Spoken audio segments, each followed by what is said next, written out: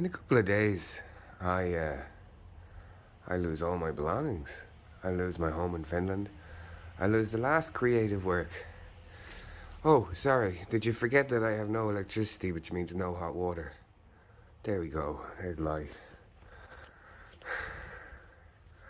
My days are spent pawing through law, begging for money to print stuff out for court. There's no time to clean, just in case anyone asks. To answer the question about how they're blocking my medication my prescription's in Finland. I can't get it here. I don't have a medical card. I'm not signing up for one. I'm registered to live in Finland.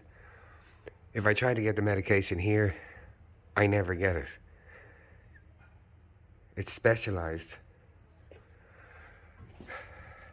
And when or if I have managed to get a temporary script, it has been a fraction of the dose because I'm supposed to be back in Finland with my normal prescription, and it's prohibitively expensive. I think like a fraction of the dose costs for 2 weeks costs over €300. So that's why I can't get my medication. However, illegally confiscating my SIM card and then giving no remedy when I say that they're going to starve me because I don't have any funds. I don't have access to funds. I'm not signing on to welfare here. I'll die before I do that because that puts me at fraud with Finland.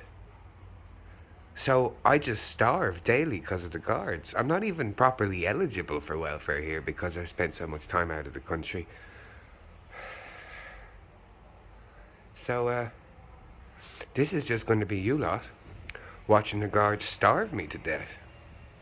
Because I'm fucking exhausted being told by the superior courts that I have no constitutional rights, while judges mollycoddle guards and create room for guards to give false instruments, yes, false documents to the courts.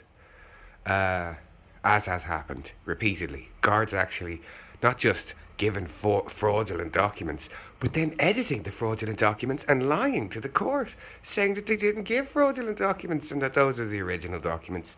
But I have copies of the originals, so I know that they edited out like 2 or 3 pages. But that's what's going on. The judiciary kind of helping both a couple of corrupt lawyers who are at concern because that's how it works. It's this sort of blue omerta that extends into law. Over the next couple of videos, I might just cover how deeply corrupt the LSRA is, the Legal Services Regulatory Authority, and how we don't actually have a Legal Services Regulatory Authority in Ireland. And I'll cover my correspondence with the Attorney General, show you just how fucking bullshit that is. But yeah, I hope you're all enjoying the torture porn, because guards are slowly killing me. I can't eat, I can't access my medication. I have to beg for money to put food in my mouth. I have no water, except for one mains tap. I have no heating, unless I steal electricity. Sorry, not steal. Unless I borrow electricity.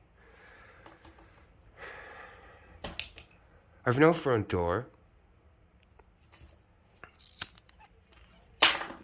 Because of the guards, I call COVID. Like, the whole thing is absolutely ridiculous. But this is what the guards do. You know, either you don't speak up, or they push you to suicide. And the items that I uploaded show very clearly the guards admitting that the game is to push people to suicide and asking people to look the other way.